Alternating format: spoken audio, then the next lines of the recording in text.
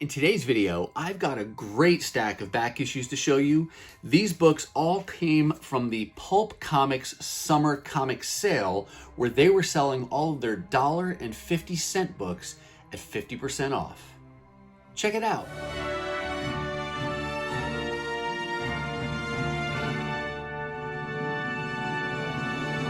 Hey everyone, and welcome to my channel. My name's Chris, and this is Northgarden Comics. So like I just told you, I've got a great stack of back issues that I picked up during Pulp Comics Summer Comic Sale. That is a shop located in Mankato, Minnesota. It's my favorite dollar bin diving spot in the area, and I try to get down there pretty regularly and definitely get down there when they have a sale like this one. As a reminder, they were selling all of their dollar books and 50-cent books, which is already a great price. They were selling those at 50% off. And in addition to that, they brought out multiple tables of additional long boxes, short boxes of back issues to go through that weren't even part of their normal inventory. So I had a field day, had a great time going through all the boxes, and came home with a bunch of cool books that I'm really excited to show you today. Before we get to those, two things before we get to those. First is I will put links to Pulp Comics down below, so in case you're in the area, you can check them out. Earlier this year, they have moved a good chunk of their standard back issue stock onto their online inventory, so you can do some online shopping there even if you're not in the area. But they also have a YouTube channel and Instagram page, so I'll put links to all that good stuff down below. Definitely check them out. And you can also get cool t-shirts like this from them. The other thing before we get to these books though, there's a small stack of books here that I want to show you. These came from a couple other little adventures I went on. One was a comic book garage sale hosted by Comic Vikings. I think there were actually two sellers at his house this day, and I bought a small, set of books there, and then I got a few from a half-price book. So I'm going to show you those first, and then we'll get to the Pulp Comics sale books. But let's go ahead and get to all of these good books.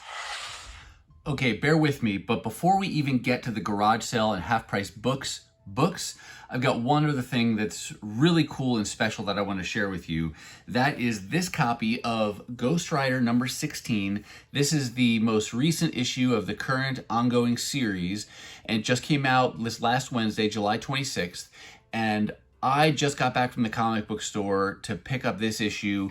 I'm not collecting the title. I got it for one very specific and very special reason. When I open up the cover here, I'm going to show you the credits. So if you see here, the interior artist is Chris Campana. And the cool thing about that is he and I went to high school together. I didn't know him then.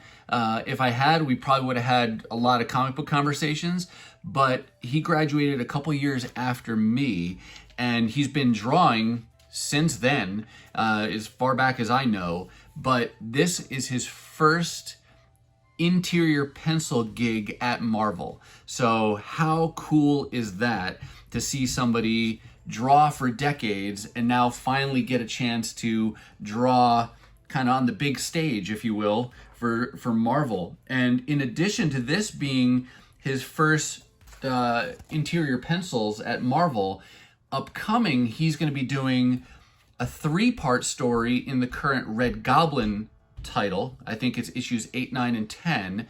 And then after that, or in parallel, he's also doing a variant cover for the upcoming Spider-Boy series. So that's like 5 credits at Marvel now that he'll have in a period of like 3-4 months. So when I read about that he had these interior pencils, my wife actually knew him, and she was texting with him and said, he was like, hey, cool that he heard about the Spider-Boy cover, but then he mentioned this Ghost Rider 16 and then the Red Goblin story coming up. So I had to make sure that I picked up this issue. Again, just came out on July 26th. I'll put a link to Chris's online presence down below, so definitely check him out. But congratulations, Chris, well deserved. So excited for you to be able to do this, and very proud that I now own a copy of your first Marvel interior pencils. So wanted to show that to you first. Now we'll get to the books from the garage sale. These are mostly, or they're only 50-cent or dollar books. Got a couple 50 centers that are free comic book day issues. This is Superman from 2013, and then here's New 52 from 2012. Got these primarily because of that solicitation on here for the Source Comics and Games. That's actually a local shop here in the Twin Cities, one of the biggest and probably one of the oldest shops in the Twin Cities Metro. And when I saw these, I never knew they did anything like this, but that's not a sticker, and that's not just a little card in there. That's actually printed on the cover. And when I went to add these in my CLZ app, it actually comes up as the Source Comics and Games variant. And I just thought that was pretty cool. Just a piece of kind of local comic memorabilia, and happy to add those to my collection, and not gonna complain, of course, about having those two cool Jim Lee covers. So always fun when I can find those kind of, less common types of pickups for 50 cents a piece. We're gonna keep with some Superman. Got a couple 90s Superman issues from Action Comics. I was collecting a lot of Superman back at this time, but he had a lot of titles and I still have a lot of holes. And so I'm going back and trying to fill in some of the gaps I have in the era that was around the death and return of Superman. So I picked up this Action Comics number 687 for 50 cents. And then Action Comics 691, also just for 50 cents. So happy to fill those two little holes. Also got a few dollar books while I was there. Matthew, the seller, one of the sellers for Comic Vikings, he was able to set me up at a recent show called Microcon, where I found several issues to the cross-gen comics title Sigil. I think I got issues like 1 through 5 or something like that. And I found a handful of more issues at his garage sale. Here's issue 7, 8, 9, and 10. And interestingly, this particular issue looks like at one point it lived at Big Brain Comics. That is a now closed comic book store that used to be on, was that on Washington? There in downtown Minneapolis. And the significance of that store to me is that it was my first local comic book store when I moved to Minnesota way back something like 16 years ago. So I remember Big Brain Comics had a real cool vibe there. And yeah, so got those at the comic book garage sale. Then I also stopped at a Half Price Books. At least in the last couple of years, I haven't had a ton of success at Half Price Books. They seem to be hit or miss. And on this particular visit to a Half Price Books, it was a hit, so that was good. I came home with a couple Captain America books first. This is from Volume 1. This is issue number 443. The significance of this issue is that it's the last issue in the Mark Grunwald run of Captain America. He wrote for, it was 100-something issues maybe? He wrote for like 10 years, I think. He wrote a long time. A very famous run of Captain America. I haven't read really any of it, except for maybe a little bit here and there. I will say that I did see online recently that they're starting to collect his run in omnibus format, so I'm excited to see that, and so that might be something I'll have to pick up at some point, is that omnibus edition. But for now, I wanted to get this because it was the final issue in his run, and that was just $1. And then the very next issue I also picked up. This is issue number 444. This was significant because this kicked off the Mark Waid run of Captain America, another famous run of Captain America that spanned actually from the end of Volume 1, and then there was a little bit of a break there with the Heroes Reborn era when everything was outsourced to Image, and then it came back under Heroes Return, and Mark Waid and Ron Garney, who did the pencils here, they both came back and picked up with Captain America Volume 3. So working on piecing that together, and I think this represents now the final issue that I needed from volume 1 to complete that Wade Garney era of things. So got that for $1. And then the other thing I picked up while I was there, I got lucky hitting the clearance bins. I say I got lucky because oftentimes half-price books will put the price tag sticker right on the cover of the comic. So fortunately, in this case, they did not do that, but I picked up this copy of X-Men Unlimited number 8. This was like I guess it was like an anthology series that Marvel started doing where they could bring in other creative teams to give them a chance to not only work on the X-Men, but to kind of showcase their talents in kind of a tie-in series without going on one of the main titles. And so I think this was like a premiere format. I don't know that there's any advertisements in here, but the stories do kind of tie into what was going on in the main X-Men titles at the time. So it's one of those, being an X-Men fan, it's one of those series that I just keep an eye out for, and when I can add issues to my collection for cheap and they're in good condition, I'll go ahead and do that. So that wraps up all of the non-Pulp Comics related books. Sorry, it took a while to get through those. A lot of gabbing I'm doing here, so I'll try to go a little bit faster. Let's dive into this great stack of books that I got from Pulp. 50% off. I think I got all dollar books, so that means they were all just 50 cents a piece. And we're going to start things off with this one shot. This is the X-Men Chronicles. I like these kind of offbeat type of one shots like this. This is actually like a comic-sized magazine issue, if I can open it here, where you've got, I showed you the front cover, and you got this kind of black and white on a blue background art on the back, but it's just a magazine featuring articles and checklists and just interesting things, all X-Men related. Came out in 1981, and it was published by Fanta Co. Enterprises. But an interview with Jim Shooter. Again, it's one of those kind of things, you don't see these very often. I didn't even know it existed, but you stumble across something like this for 50 cents, and being the X-Men fan that I am, it's hard to pass that up. So cool when I can get fun little additions like that for my collection. I made some progress on a few different limited series that I have been working on. The first are a couple issues I got from this Firestar 4-part limited series. This was her first limited series back in the 80s, but I got issue number 1 and then number 4. I had recently gotten issues 2 and 3, so I now have completed this limited series. That's always fun as well.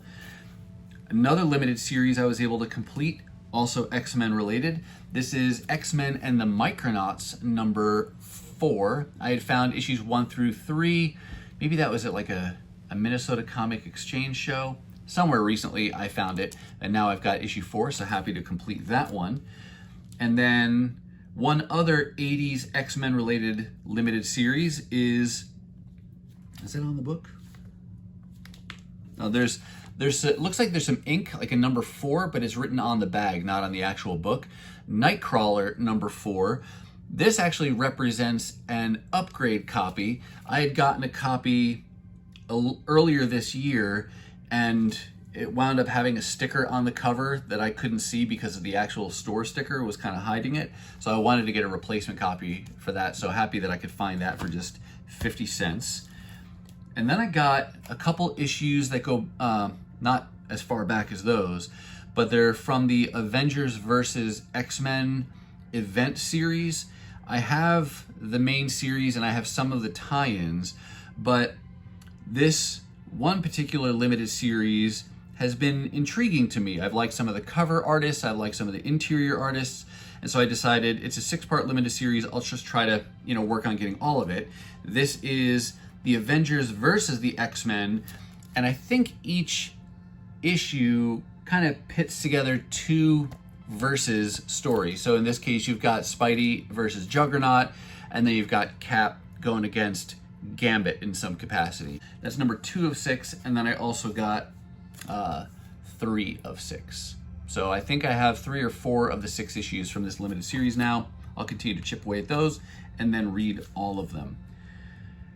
I've told you all this in multiple earlier videos. I'm working on a portion of the classic X-Men reprint series. I am utilizing that title to fill out my run basically from Giant Size X-Men all the way through Days of Future Past. There are some exceptions of issues, including Days of Future Past, that are not reprinted in this title, but most of those issues are. And so that's how I have a copy of Giant Size X-Men, and most of that Claremont and then Byrne run. And they also have backup stories that are in continuity. They do count to flesh out that main ongoing. So I don't feel like I'm really just getting reprints. I feel like I'm also getting true continuity building stories by using this as my means of collecting that. And it's a lot more affordable than getting the originals. So that's the main driver. If I could get all those originals for $1 a piece, you better believe I'd get those as well. But for now, Classic X-Men is my mechanism for getting those issues, and I got issue 15 today, and that's one of the Art Adams covers. He did all of the covers for the early, I don't know how many issues, but still at issue 15 he was doing the covers. Then we got some more progress on Astonishing X-Men. I was originally just collecting the Joss Whedon and, is it John Cassaday? The Whedon-Cassaday run, which was like the first 24 issues and a giant size issue. And since then I've expanded that and said, why don't I just go for all of it? I think it went like 68 issues altogether. And I picked up issue 48 at the sale. And then 54. Got some Phil Noto covers here. There's 59. 64. 66. And the penultimate 67. So several more issues to go, but that was great progress on that title at the sale. I picked up this copy of Superman Batman, issue number 10. I have a copy of this already, but not this particular cover. Michael Turner was doing a lot of the covers at this time, and just great art on these covers, so couldn't pass that up for the price. This was a fun find. I think I showed one issue of this in an earlier video, and I think it was actually a Pulp Comics sale, but I came across this reprint title from the 80s, Marvel Adventure, featuring Daredevil. I think it only ran 6 issues, and it reprints, they're kind of random. I don't know what the logic is for what stories they decided to reprint, but I love Daredevil, and it's just a cool reprint book that was cheap. And I think with this issue now, I have 2 of the 6 issues from this series. So 2 down, 4 to go. I found a handful of Transformers issues. For those of you who've watched my channel for any length of time, you know that I love Transformers comics. They are the title that got me into comic book collecting to begin with back in the 80s. And I'm super excited for what Skybound is going to do with the upcoming, not only Transformers titles, but G.I. Joe with Cobra, Commander, and Duke as they build out this Energon universe. But that still being in the future, and I don't know what they're going to do yet, I gotta say that the IDW era, particularly phases 1 and 2, were some of my favorite Transformers stories and world building arcs of all time, and amazing art to boot. And though I have all of the issues from that era, I am kind of being more of a completionist when it comes to Transformers, and getting a lot of the variant covers as well when I find them, just because it's cool art, and that's still at the heart and soul of my collecting. And so I'll always be looking for more Transformers things. And at the sale, I was able to make some progress here. I got the B cover to Transformers number 21. This was the first ongoing Transformers title that IDW did. Prior to this, they were doing just limited series. And then here's one that I guess I didn't have. I thought maybe I was going to be buying a duplicate, but I'm glad I got it because it was not a duplicate. This was a free comic book day issue of Transformers Regeneration 1, This was the 80.5 issue to kind of lead up to that Regeneration 1 series that ran for like 20 issues. And then here was the A cover to Transformers Regeneration 1, number 81. Cool Megatron cover there. Got another from that same series, Transformers Regeneration 1, number 94. That's the B cover. And the art, is this Guido Guidi who does these covers? But he does a great job of capturing that Gen 1 feel. Both, well, the colorist deserves a lot of that credit and the inker for creating that look and feel. But he did a great job on the character designs to really, the whole team did a great job of pulling that together to recreate that Gen 1 nostalgia. Then I also got this issue from Transformers Target 2006, issue number 5. That's a reprint of one of the Transformers UK stories, and I don't have any of those actual issues. I would love to put together a collection of the Transformers UK issues as well, either as singles or maybe Skybound will do some reprints of those. That would be great to get some compendiums or omnibus editions of those. But fingers crossed, we'll see what the future holds. Got a couple issues of Cyberforce. Here's issue 1. I want to say this is from the ongoing, which was technically volume 2. This kicked off with a 4-part limited series that I think would be classified as volume 1. So I think that's number 1 from the ongoing. And then also issue number 2 from that same ongoing. I mentioned in an earlier video that I had been kind of the steward of my younger brother's comic books since childhood when he stopped collecting.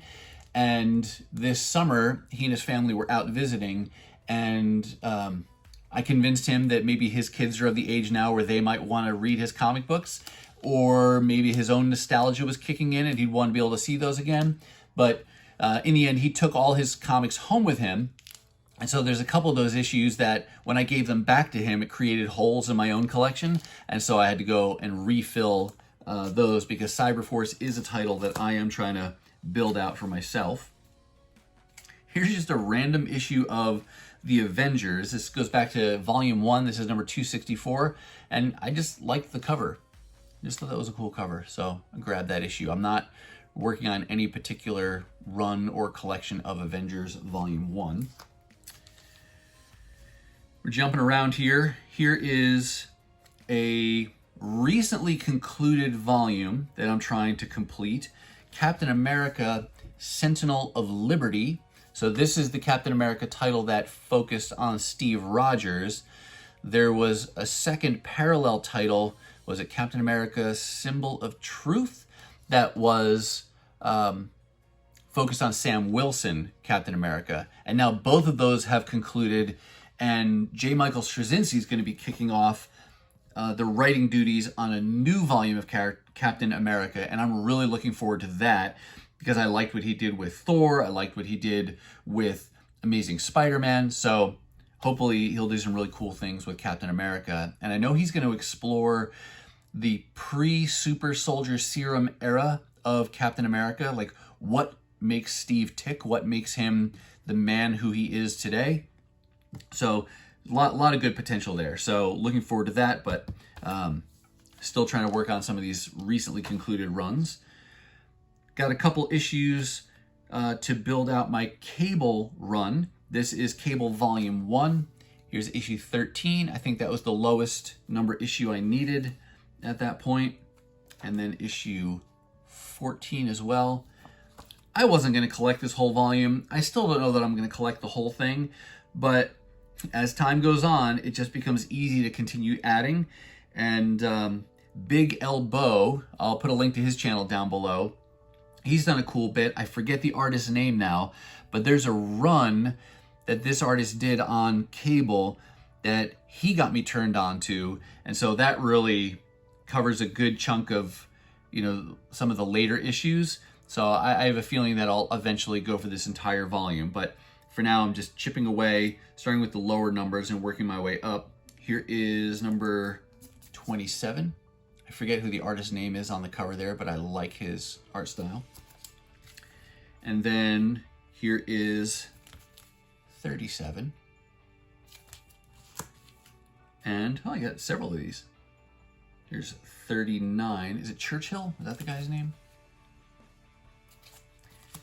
And then lastly, from Cable, number 40. So, chipping away, slowly but surely. Not going to pay a ton for those because I see them all the time in the 50-cent and dollar bins. Another X-Men title that I wasn't ever looking for, but now I might start to chip away at it. And as some of you have said positive things about the title, it only makes me want to get them even more.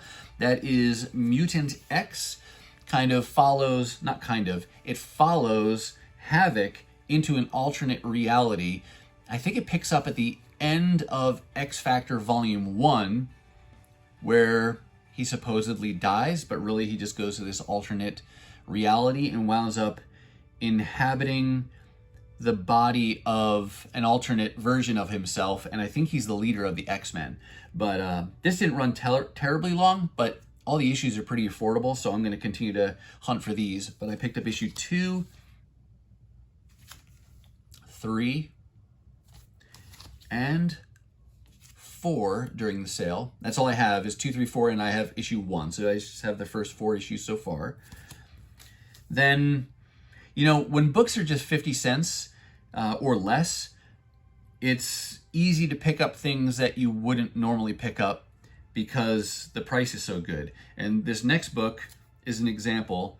So here's Daredevil from the Wade and Samney run. This is Daredevil number 2. I have Daredevil number 1 from this run just because I found it at a dollar sale previously. And at the moment, I'm not working on building out this run, but it's number 2, and it's the next issue in succession that I needed. So for 50 cents, sure, why not? I'll grab that. And I've heard really good things about that run, so who knows? Maybe that'll eventually be something I try to collect. Because it's just fun to hunt for these things, and when you can find them cheap, that's thrilling in itself.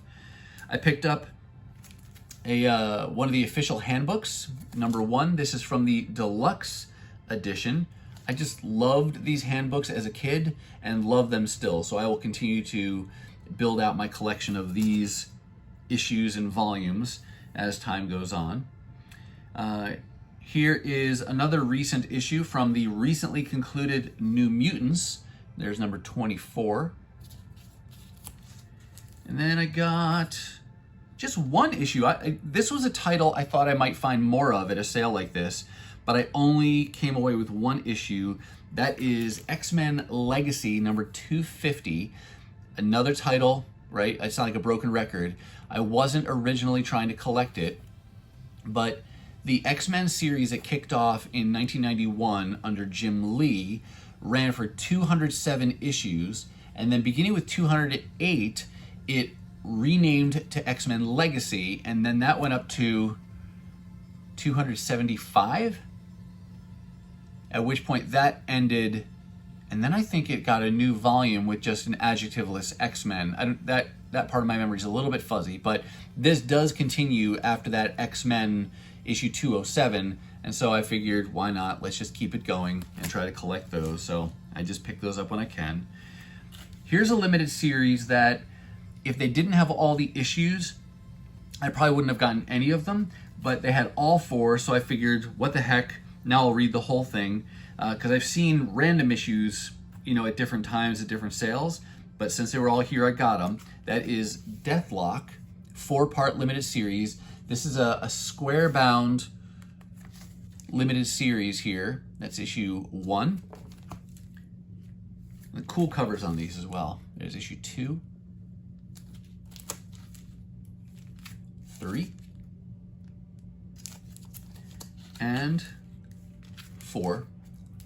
Like I said, it's just because they had all 4 of them there and they were 50 cents a piece and in nice shape. So looking forward to giving that a read. And then I made some little bit of progress on building out my run of Dazzler from the 80s. That was a volume that I wound up getting lucky and finding a copy of issue 1 at a dollar sale or something several years ago now. And I wound up with issue 42, which is the last issue in the run. I think I got that in a goodie bag as a door prize, you know, when you come into a comic show, like the first X number of people get a goodie bag of stuff. And I got that. And then once I have the bookends, then it becomes real easy for me to say, well, why don't I go ahead and just try to complete that? And Dazzler's not a very expensive title to collect. So when I see them for cheap and in good condition, I pick those up. So I made a little bit of progress, like I said. Here's issue 29. It's kind of in the middle that I'm getting down to just a few more issues that I need. 32. I like this cover. 36. And 37. So towards the end, the latter end of the run, but just a fun Bronze Age title to be looking for that doesn't break the wallet to be able to do it. I think I showed a copy of this in a previous video, and now I'm noticing some writing on the cover, but anyway, that's fine. It's just a cool looking cover. This is from Atlas Comics, Planet of Vampires. I just thought that was a cool comic, so I picked that up. And the writing, I think I noticed, looks like somebody wrote the number 73 in his laser blast there, which I had not seen before. Anyway, but that's there. And then the last few things to show you, two come from the Ultimate universe at Marvel, which apparently is getting a resurgence. It's coming back. Who knows how long it'll last? Who knows where it'll go? But Jonathan Hickman is back, and he's doing, or he did this limited series Ultimate Invasion, and then it's going to continue after that. So we'll see where it goes. Historically, I've only tried to get certain things from the Ultimate Comics universe. The Ultimate X-Men was one of those titles, 100-issue run, got all of that. And then it was retitled in like 2011 as Ultimate Comics X-Men. And at this point, I'm not really looking to get any more than what I'm about to show you. I have, a couple issues in the early part of that run.